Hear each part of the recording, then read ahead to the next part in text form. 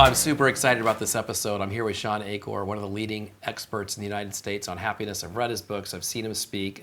Quite literally one of the best speakers I've ever seen in my life. Very excited to talk about one of my favorite subjects today, which is happiness. Thanks for being with us. I was looking forward to this. So how do you even get into this field? Like, how does this even start? Like, what did you originally start in, and how did you work your way over into the field of happiness? Yeah, when I tell friends I just meet that I'm a happiness researcher, they're like, I don't think that's a job. I didn't know it was either. I was at the divinity school, and I was studying ethics. So I was studying Christian ethics, and I wanted to compare it to Buddhist ethics, which I had not been exposed to at all growing up in Waco, Texas, my whole life. And while I was there studying how your beliefs shape your actions in the world, some people from the psychology department said, hey, we're asking those same questions. We just want to do it with a scientific method. And I was like, well, you can't. We're studying things like joy. Right. These are mysteries. And they said, we're going to take things like the depression inventory, which measures when somebody starts at an average place and drops down to a depressed state. What if somebody could not drop down but move up? Could they become more optimistic or more hopeful or happier? And I got hooked, because if we can measure it, then we could actually see what works. And so I've been doing that my whole life. So you literally you take a shift at that moment in time. Yeah, I was actually planning on being a minister, and I found this field, and I realized it gave us a language to talk about things in places where we wouldn't normally get to talk about this. So I get to talk about subjects like happiness or joy or meaning or altruism at financial conferences or at boot camps or at public schools where I might not have been able to talk about religious ethics. So it gave a whole new window and language into sharing this research wider. Well, I've seen it myself many times. You're such a well-received speaker because everyone is desperate to be happy or happier. Right. Everyone. Compare. You were studying Buddhism, Christianity. What did you find as the commonalities? I don't think people are aware of the differences, but as you were comparing them, what did you find as the commonalities?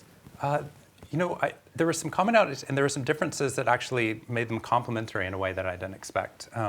So obviously, one of the differences is that in Buddhism, you're trying oftentimes to empty yourself of the negative, but also alongside that, you're emptying yourself of the positive as well, so that you're not bounced up and down. You're going to be a much more stable individual who could then be peaceful in the midst of trials. And then, when things are going well, you don't get too excited because you're going to be steady. In Christianity, there was an emptying out of some of the things where things were getting in the way of your joy. Maybe it was greed, or maybe it was frustration or jealousy or envy. But then you're replacing that with something else. And I'm working on a new book right now, and I'm looking at what are the beliefs that are most predictive of someone's long-term trajectory. And one of them is the belief that there is something greater than me. Buddhists believe that there's something greater than me. I think that, when people hear me say that, they'll be like, well, Shawn, you mean like a loving God. And I mean that, but a Buddhist means something different. And someone who believes in karma or in energy or the universe, they mean something different as well. But having that structure that there's something greater than me gives meaning in those moments that adds to all the other beliefs, like I matter, or this work matters, or I believe change is possible. So I struggled with the kind of the Buddhist idea of not being attached to anything. Right. And maybe I never thought of it being faith related. I'm a Christian, and maybe the way I grew up and the teachings maybe are embedded in a way, but I definitely understand getting the negative out of your life. But this whole idea of I'm just not going to be attached to anything, so I'm sure I'm oversimplifying this. I don't experience loss and all these negative emotions. I'm just being. I don't see the joy in it. I'm sure I'm missing a lot here. But do you find, that in your research on happiness, not that you've broken it out by faith, but in your observations, have you seen a difference? It sounds like if people believe in something greater, that's obviously a big part of contentment and happiness. And interestingly, I've had 3 different speakers on longevity, and all 3 have cited longevity, have cited faith as being a very critical part of longevity. And 2 of those speakers said they found that research to be very frustrating because they were atheists. Right. And they were having a really hard time with this idea that it might impact their life expectancy. I had a professor at Harvard, and one of the things that he said was that, and he was an atheist, he's like, if you can get religion, do it. Because it so highly correlates not only with longevity, which you can add anywhere from 3 to 7 years of to your life, Incredible. but also it dramatically correlates with higher levels of happiness. So I think it aligns with a lot of different things. You have social support from a faith community.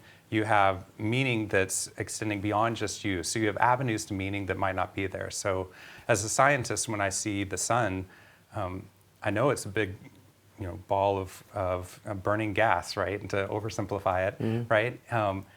But when I see it as someone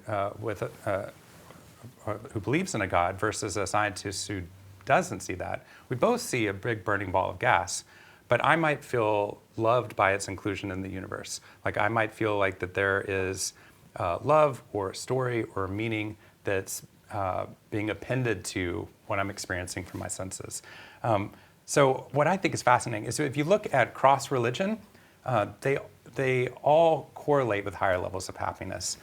But I do think that something is missed when we're so afraid of the negative that we become fearful of the positive as well. We call it happiness anxiety. So happiness anxiety can be either, I don't want to feel too happy because I think somebody could pull the rug out from underneath me too quickly, or you feel happiness anxiety because you feel guilt that other people are experiencing suffering in the world, or other people don't have the benefits that we have. Either way, it actually doesn't serve us or others at all.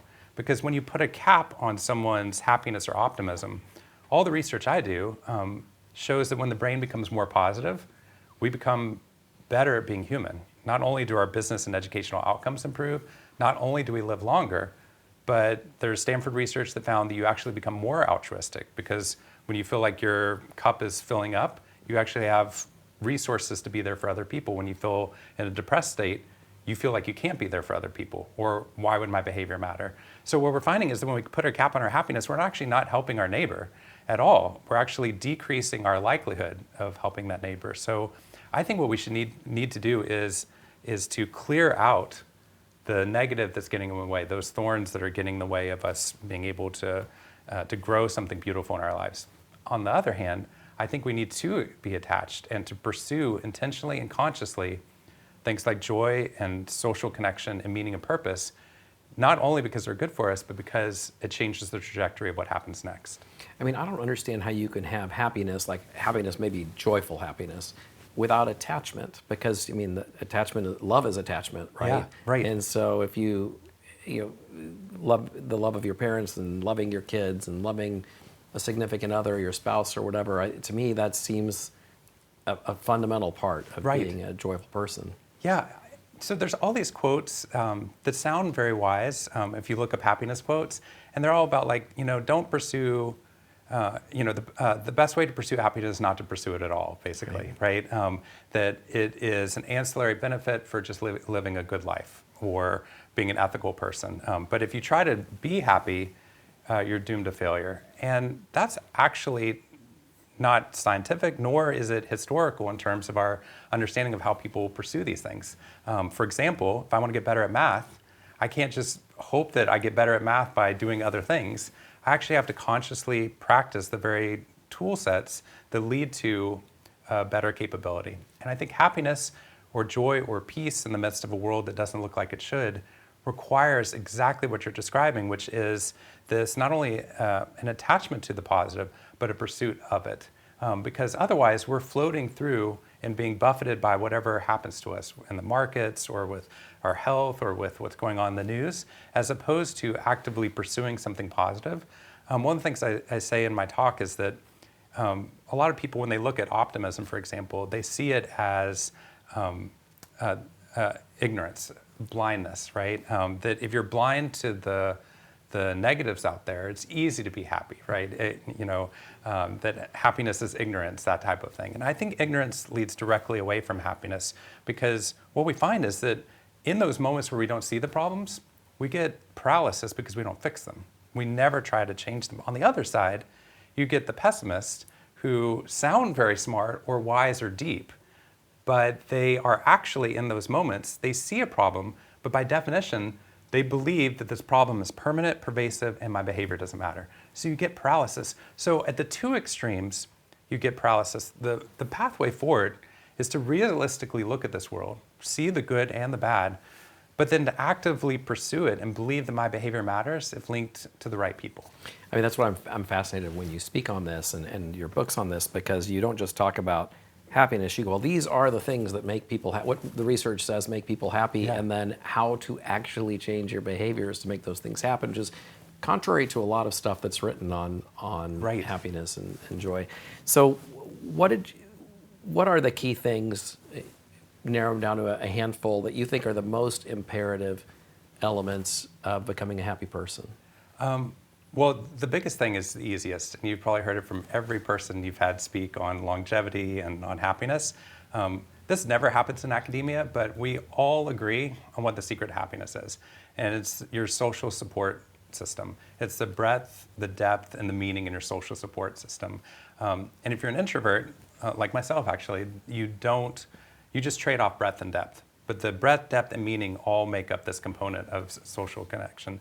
And in my very first study that I did, actually back at Harvard on Harvard students, I was trying to figure out what predicts who rises to the top in the midst of this hyper-competitive environment. And they let me ask everything. I can't believe that. I literally was like, great. So I had 1,000 of the 6,000 undergraduates. And I got them to answer basically every psychology metric I could throw in, because they were doing it in our class. So I basically got them to do this for like 45 minutes, which we never get survey results like this. And I was trying to see, is it their familial income, or was it their where they grew up, or private or public, or how many clubs they were involved in, how much sleep they had, and everything I put in there was not predictive. And I was like, come on, I spent all this work. The only thing that was highly predictive of someone's levels of happiness and success at Harvard, and then I found out since then beyond there as well, was their social connection score. And it was a 0.7 correlation with their levels of happiness, which doesn't sound that exciting, but it's significantly higher than the correlation between smoking and cancer. I mean, it's a very high correlation. It's incredibly high, right? And so what we were finding was that if you have that, that's actually one of the crucial components.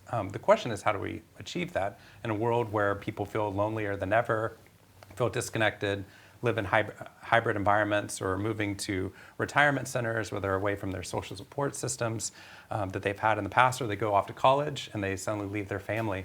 In all of those places, we see not only depression rates rise because of the breakdown of social connection, but it also begs the question, what can we do about it? And I think that there actually are very simple things that we can do and very complex things we can do. In the complex category, which we won't talk about because I don't get to study them very much, there are things like inviting friends to dinner, or traveling with friends, or going to play pickleball with friends. But that requires a lot of moving parts and extroversion and all this. What I do in my research is something that we could routinize and generalize. So I look for the very smallest interventions we could create that have the biggest impact. So we were looking at, could something as small as writing a 2-minute positive email each day to a different person for 21 days in a row, how would that affect somebody? So what happens is we get them started and they're like, okay, I can write a 2-minute email to somebody. I'm an introvert, that's great. I'll just write an email and then done. And then on day 8, they run out of people on average. They're like, that's everyone, right? I wrote to everyone on my favorites list. Now what do I do? And then is the important part. Then they start scanning. If they keep going, they have to scan for who are the weak ties in my life that have meaningful implications. So there's a study also done at Stanford where they found that loneliness was not the absence of people in your life. It was the absence of feeling like you had a meaningful impact upon them or they upon you, which is why we can be in highly populated places or population dense areas like a subway and not feel connected and feel alone. And we can be with our 2 favorite friends in the world, looking at a sunset and feel like we have the whole world in our pocket. What we were finding was that it wasn't that, it was the meaning that they assigned to it, and meaning is constructed in the brain. So we got people write a 2-minute text message or email praising or thanking somebody for something. And when they did that, their brain creates a node of meaning on their mental map of social connection, which now they've perceived that they've done a meaningful action and that's a meaningful relationship. So it's gone from a weak tie, which we dismiss all the time. Like a weak tie is like My son had a first grade teacher that transformed his life, but we don't talk to this person anymore because, he's in fifth grade, right?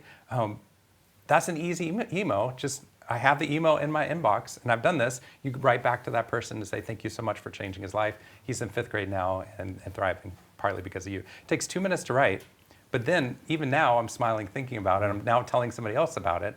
When people do this, they think about it all day long, right? They get addicted to it because they spend all day long thinking about how amazing they were for writing this email. But the real value is that when you measure them on day 22, on average, now none of this research happens automatically to everyone, but on average, people that were testing as low on social connection, their social connection score rises to the top 15% of people worldwide. The reason for that is perception of social connection. So something as simple as writing 2-minute emails, which sounds small given the large challenges we have in the world, like a loneliness epidemic talked about by a Surgeon General, now it's actually something manageable where small concrete actions have quantifiable impacts upon us. And if you go beyond the 21 days, you start creating relationships that exist beyond a meeting node to being able to see those people more often or being able to feel like I have a social connection, maybe I will meet up with somebody else. This is interesting because it sounds like, to me, hearing it for the first time this way, it sounds like, in my mind, it's mixing up two things. So I'm curious how you'd sort these out. So we all know that practicing gratitude tends to make people happier. I'm being curious your research on that, but you hear about it all the time, right? And then having meaningful relationships, which is sad. I think I read that the average woman has 5 to 7. You'll correct me on this, I'm sure, and the average man has less than 1. Right. And it sounds like what you're talking about is, in a way, practicing gratitude that then may lead to meaningful connection. And so you get some happiness from the gratitude, and then you get more from the meaningful connection. But ultimately, to have it be sustainable, don't we have to have real relation, not just changing the perception of the relationship, but a real relationship where you really feel like, hey, if something happened to me, this person's really going to care. Yeah. Am I conflating these two things, or how do you? I think that there's resource dependence that's based upon social connection. So my son's first grade teacher is not going to show up probably with groceries if our house floods or we have a fire, right? I can't rely on that person to do so. I can, however, think about, I am living in a community where there's all these wonderful people and I feel connected. And when I see this person, I even smiling at strangers at a Starbucks, this is not my research, somebody else's, where just that experience where you keep smiling and saying hello to people makes you feel like, yeah, this is my Starbucks, right? And then they start to feel more content in the same environment where they might feel like a stranger. So what you're talking about requires a depth of friendship that I think is actually rare in this world, and unfortunately so rare for men. I have to say, this is something I talk to my wife about a lot and struggle with. She's the extrovert, and I'm the introvert. Most of our friends are because I hung around her when she was I know with what her that's friends. like. Yes, because I have to say one of my longtime fears is that, because I travel for work and I speak, and oftentimes only speak once to a group of people, and then I leave. So none of those people are going to bring me groceries. They can like my talk. They can like the research. Most of them won't even know my name after the talk, right? Even if they like the talk. So it's easy to then mentally undercut that experience. Be like, well, they're going to go on with their life, and I don't have a real relationship with them because I wouldn't bring them groceries, right? But I think it's so easy to destroy meaning within our life when it has a different type of meaning. Yes, I can't rely on anyone at a talk for groceries, but someone who comes up to me that's a stranger that I don't even get their name, and they say, thank you so much for this talk. Like, I just gave a talk 2 or 3 days, just before the weekend, and I brought my daughter, and it was her first time hearing my talk. And I told people in the audience that I had a 7-year-old researcher that was there who had followed me, a colleague, and they came up and said, thank you for the talk, and then they told her how great the talk was.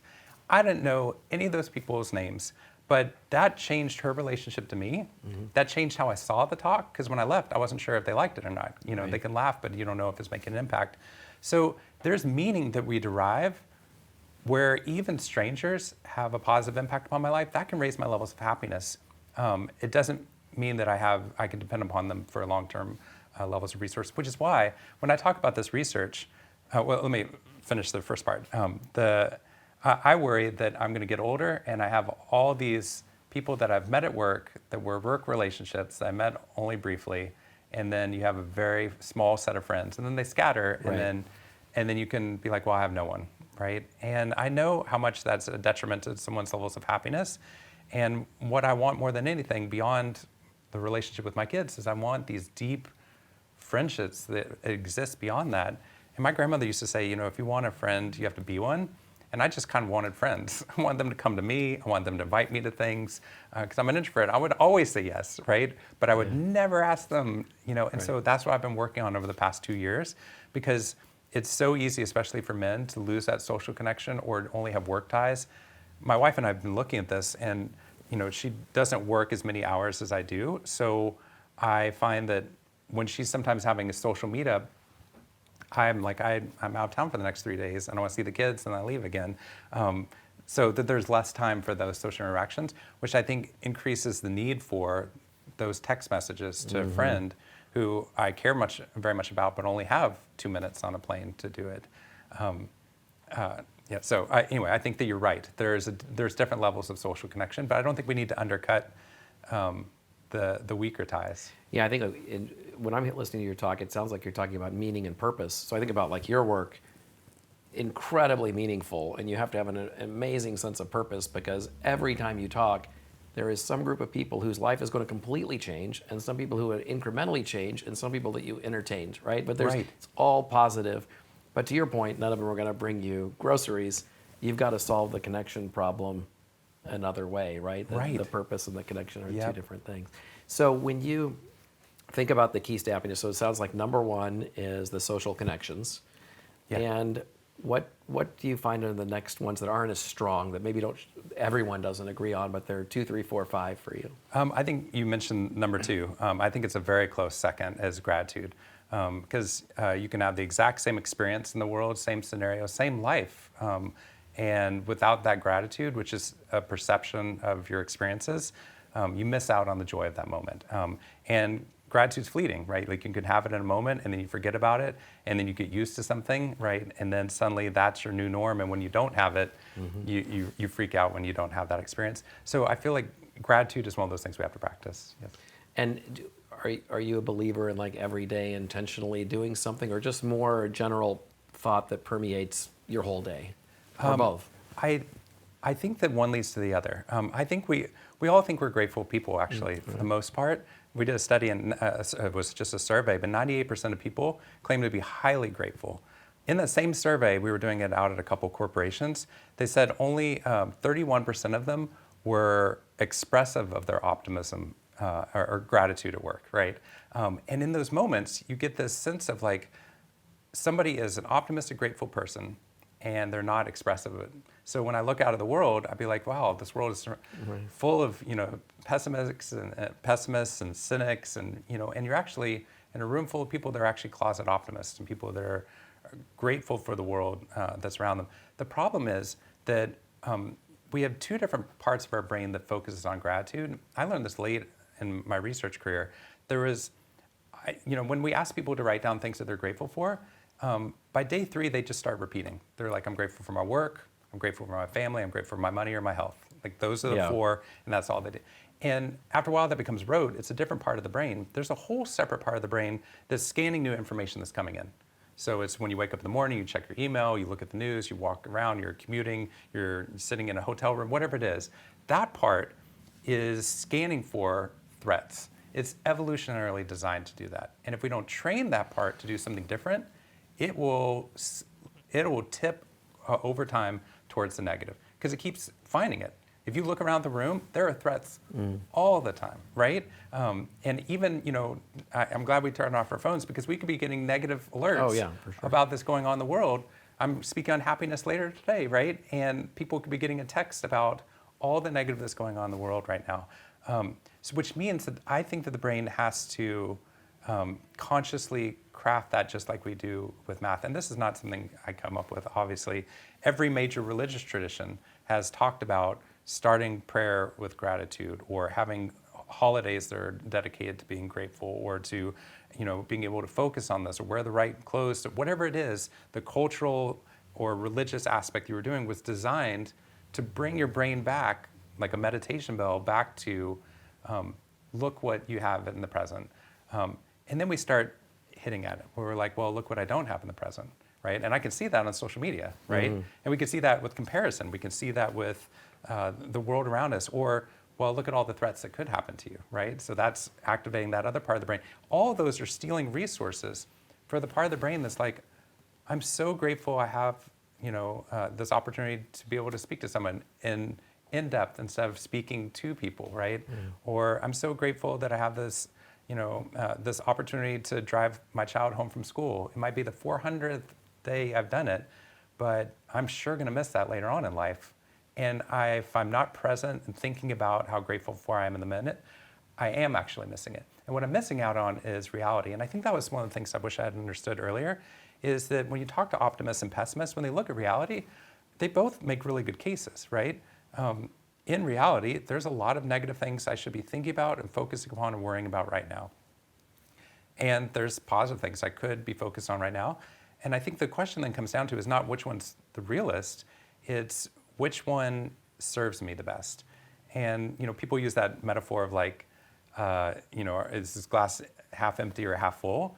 I think it doesn't matter if there's a pitcher of water sitting next to it and you could fill it up. And I think that's what gratitude acts like within our lives. That's a great way of looking at it. I'm gonna start using that. I love that. Yes, it's yours. Yes. All right. So when you look at the top 5 things, I'm eager to go through the next 3. Yeah. Is gratitude and social connection, are these like 80% of it, or are these all kind of evenly divided? Well, so if you think about gratitude is perception. And if you're not grateful for your social support network, you miss out on the meaning in it. I went through, nearly 3 years of depression back when I was at Harvard, and I was surrounded by people that cared about me, and I couldn't see it, right? And, you talked about how meaningful my job, is perceived to be externally, and I do feel it. When I think about it, I feel incredibly lucky and grateful, and it doesn't shield me from having those days where no one laughs during my talk. It's the same talk I gave the day before. Everyone laughed. No one laughed today, right? Or I'll get a negative comment, or I'll see somebody who is a contemporary who speaks on happiness, and they get the talk instead of me. Or I have a ton of talks, and then I'm like, I'm missing time with my kids, and then I say no to talks, and I'm like, my career's evaporating, right? And then so either way, it's very easy for you to feel like you're missing out in those moments, or to lose the gratitude. So I have to consciously craft it, and it's become more of the global gratitude that we're looking for. So the 3 gratitudes was something I started instituting when I was going through depression, which was writing down 3 new things I was grateful for that occurred over the past 24 hours, so you're not repeating ever, which changes that front part of the brain that's scanning anew. But I also have these candles where there are moments in my life that were hard moments that I'm not experiencing now. Like we almost lost my daughter 3 times when she was born. She was born 3 months too early. And I have a little candle, and I light it, and I just blow it right out because I don't want my house to burn down. That'd be another negative. But like I light it, and I'm like, I'm so grateful Zoe's alive today. And then I have another one where my back hurt for like 3 years, and eventually I was just like lying on the floor and just couldn't be there as a dad and couldn't travel for talks. And now my back doesn't hurt today, right?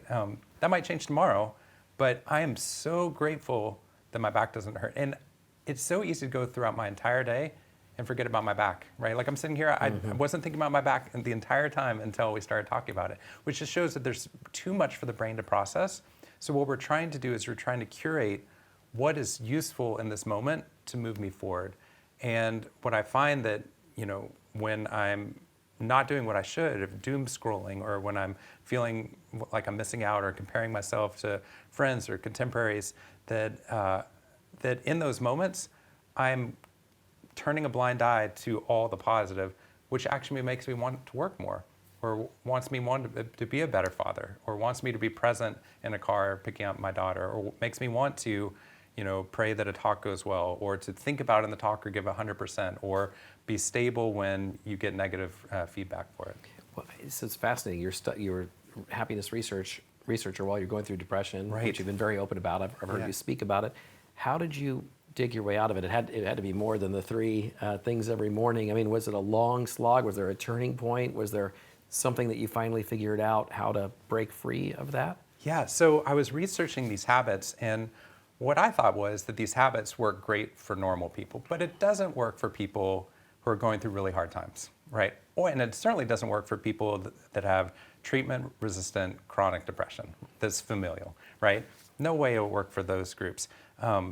And what I started realizing in this research was these studies were done on groups that thought that they had treatment-resistant chronic depression that was familial, or that they were done with people who just discovered that they have MS, or people that had just been involved in a horrific car accident, or paraplegics, or people who are growing up in the midst of poverty or discrimination, race. What I realized was this research was not about like these privileged Ivy League students. It wasn't about somebody who has their life all together.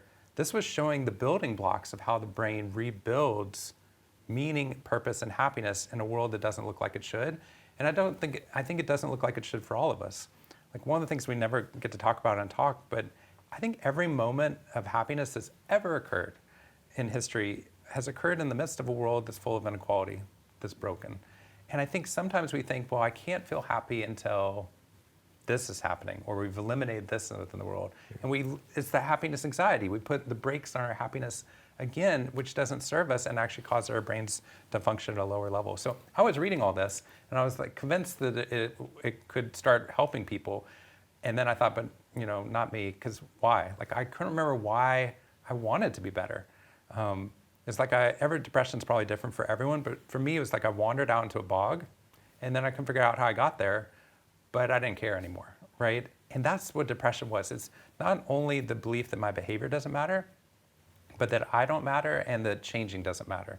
And in those moments, it's so difficult. Depression's been challenging because you lose the why of why you should change.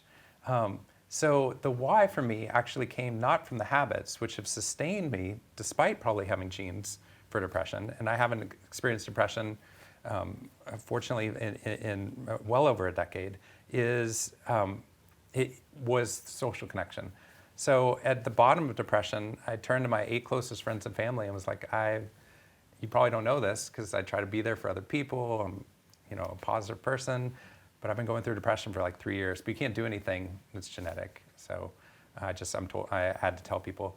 And then the groundswell of support was amazing. People were calling me, meeting up with me, emailing me, inviting me to lunches. I deputized them to invite me into their life and to share things that were going on in their life, to be more real.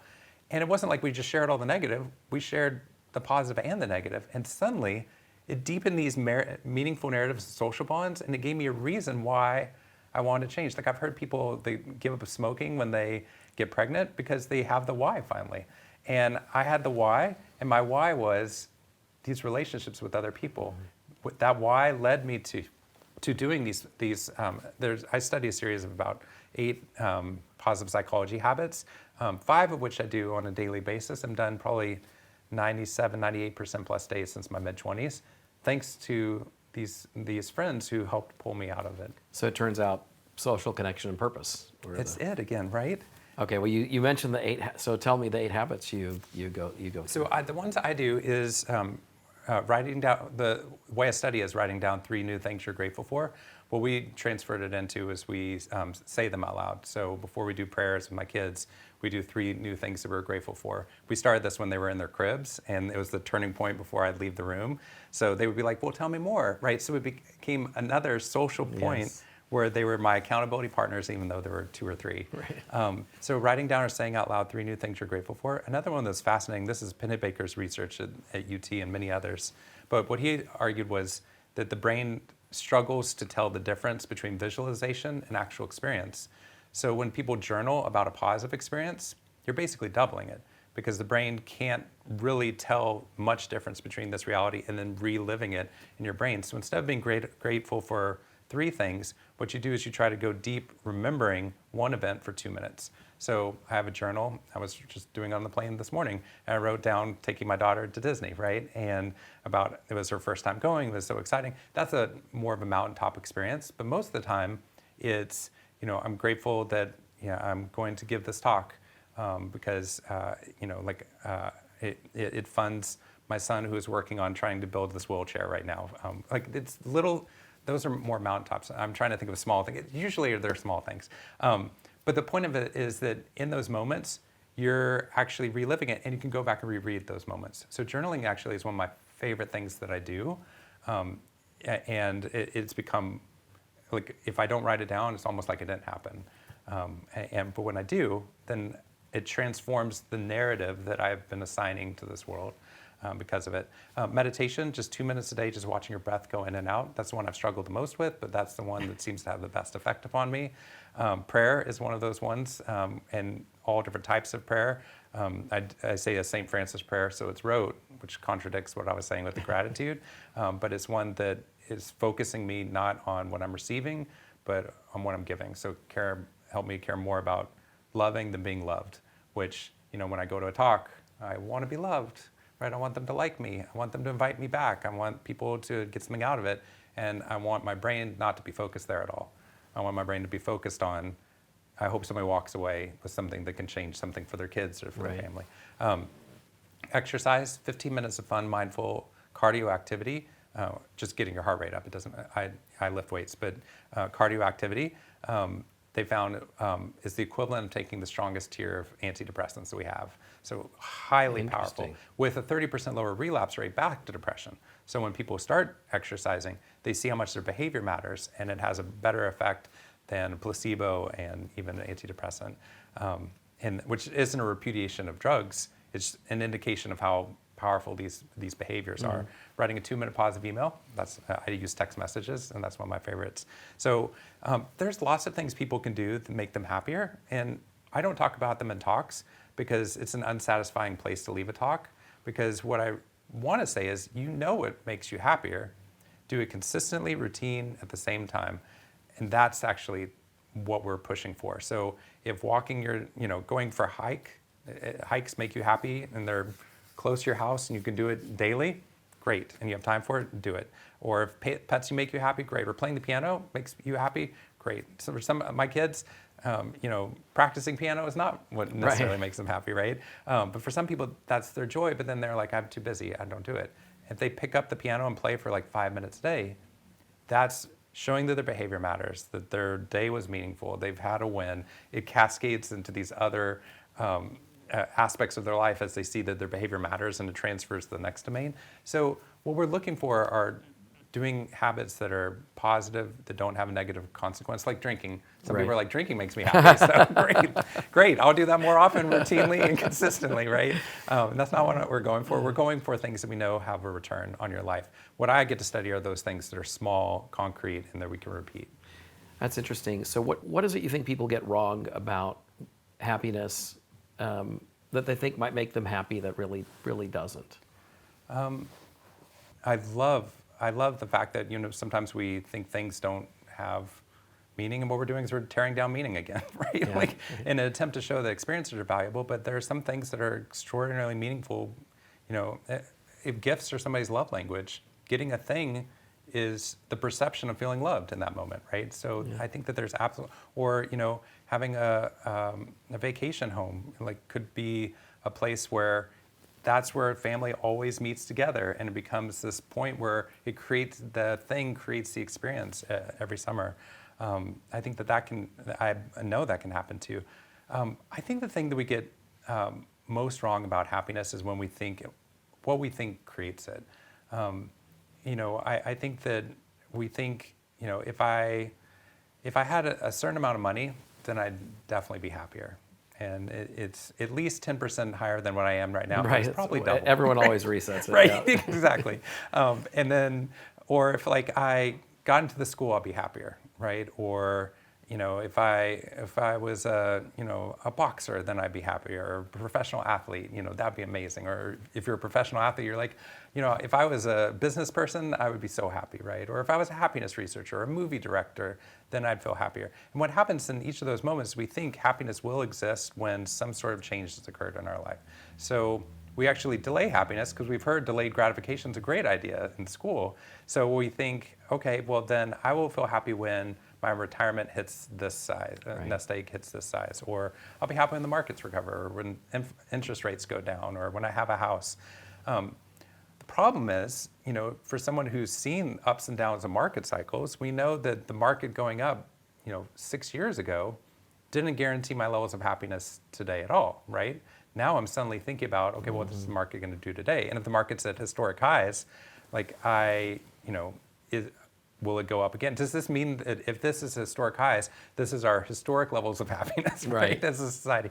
And that's not what we find at all. And the reason for that is very simple, but I wish I had known this more. And this is what I spent a lot of my time doing in schools, is, and in financial conferences too, right? Is that we think, there was a series of studies done back in the 50s where they found that every time your brain has a success, you change the goalpost of what success looks like and you move it up, which is actually great because we want to see what you're capable of. You learn addition, we want to see if you can learn subtraction, and then multiplication, and then learn a language, and then create a product or sell a product or lead a team or heal.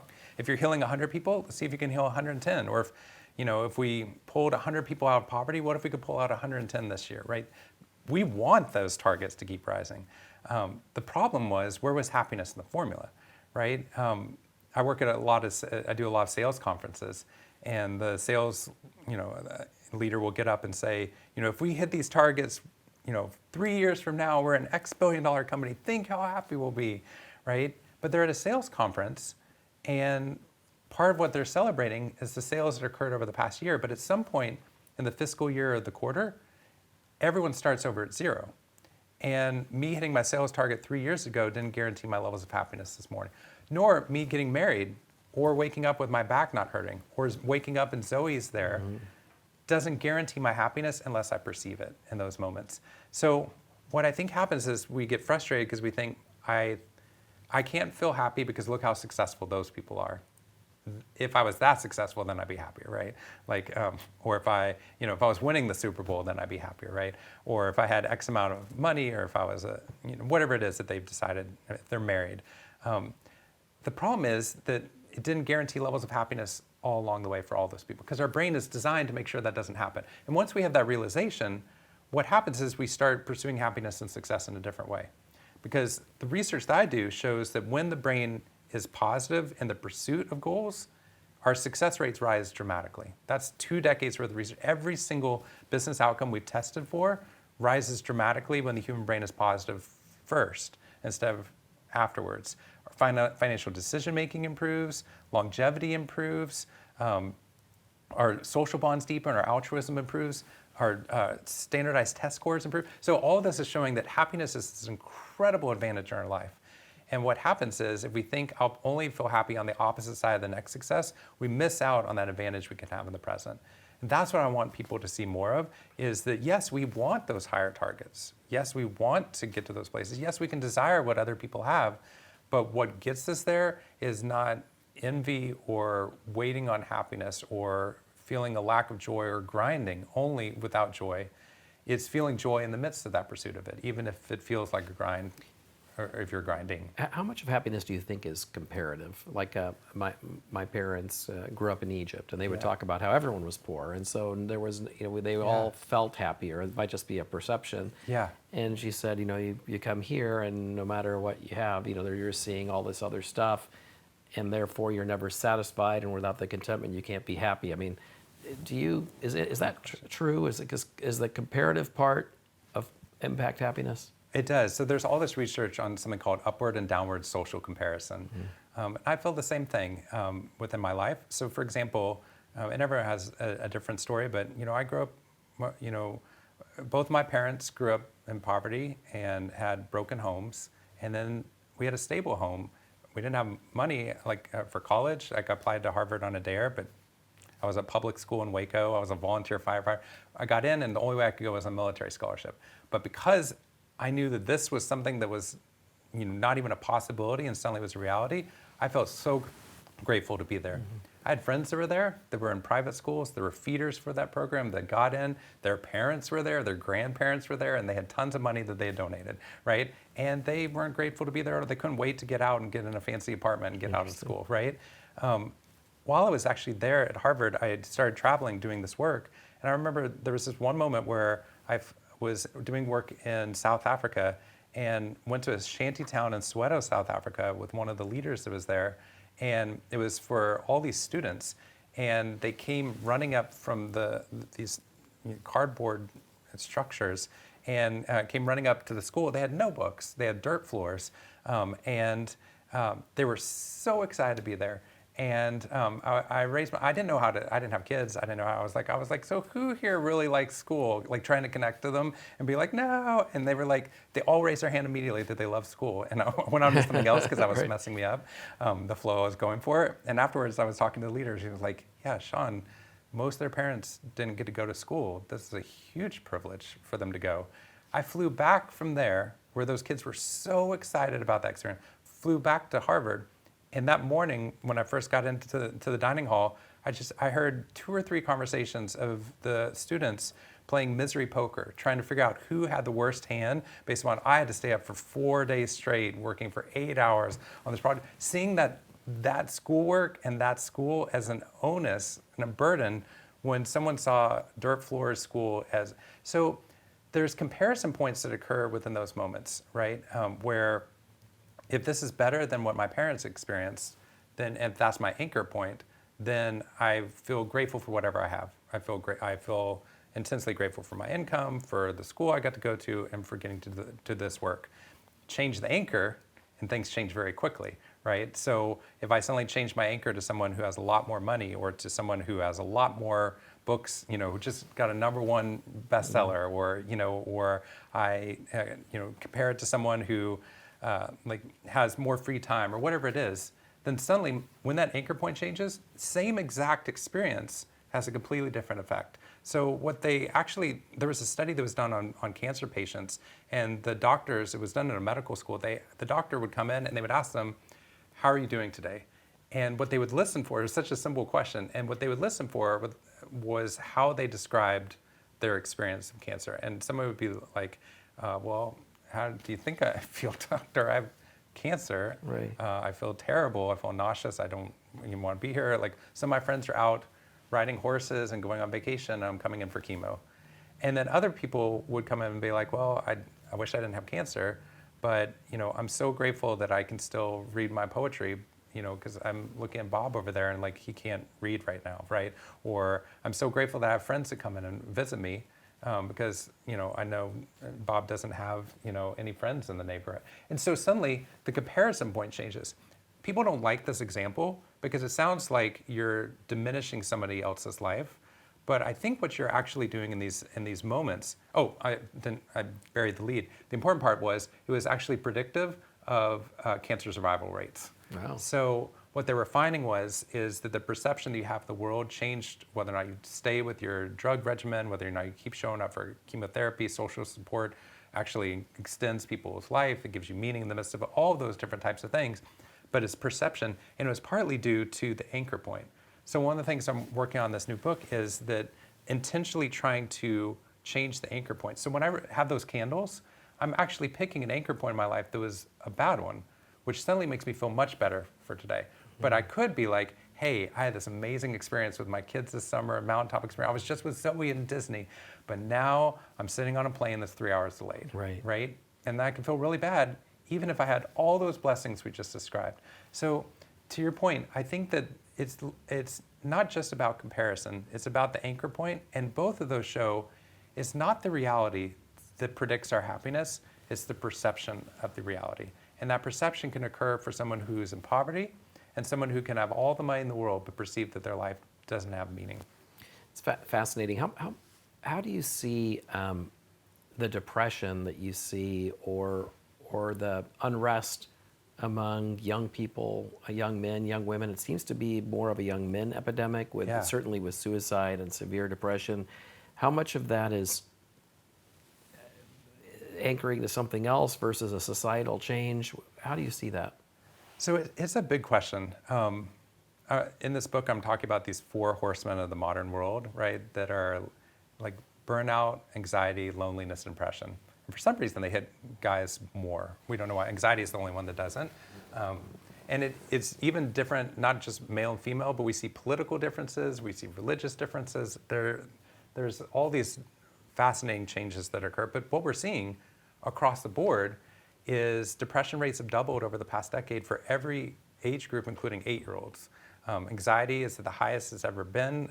Anxiety medication use is the highest historically it's ever been.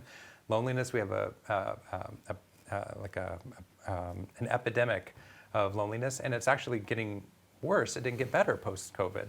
So we see this, and then we just get numb to it. We're like, yeah, well, depression just keeps rising, right? If it keeps rising, it's gonna hit 100% at some point, right?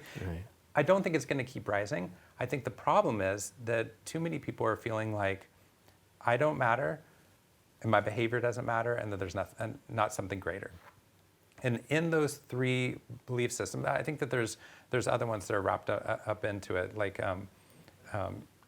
somebody could feel that the change is impossible within their life, right? There's lots of things that they get wrapped into it. But I think what we're seeing is that we had, I think a lot of our perceptions and beliefs and anchor points and comparisons about the world occurred in a village historically. Like, you didn't leave your village, so that's your anchor and comparison points. And then you work in your village, right?